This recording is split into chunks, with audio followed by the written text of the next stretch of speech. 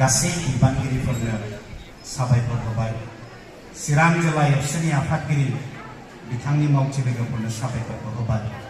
बे 50 बोसोर सनाथि माइथाइ फोरबोखौ फालिनायनि थाखाय बर'फ्रा मोनसे समाव जौ अमा बेदरजों गोदो हाबबायमोन।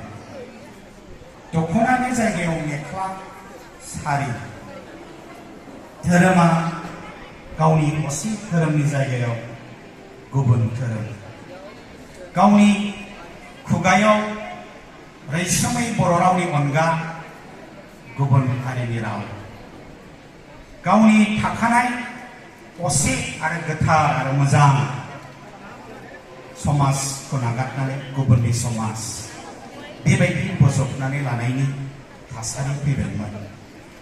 बे समाव बै समनि धुबुरीयाव फरायनो थाहैनाय बर' सेंग्राफोर, बै समाव गुवाहाटीयाव साफा सानै फरायनो थाहैनाय बर' सेंग्राफोर, बै समाव साफा सानै शिलंआव फरायनो थाहैनाय बर' सेंग्राफोर, बै समाव दरंआव फरायनो थाहैनाय साफा सानै बर' सेंग्राफोर ज' लोगो नांनानै सानबाय, सम थानायावनो बे गावनि हारिमु नागारनो नागिरनाय, गावनि समाजखौ नागारनो नागिरनाय, गावनि रावखौ नागारनो नागिरनाय, जौ अमा बेदरजों गफबनो नागिरनाय बे समाजखौ बोखांफिननायनि सम जाबाय।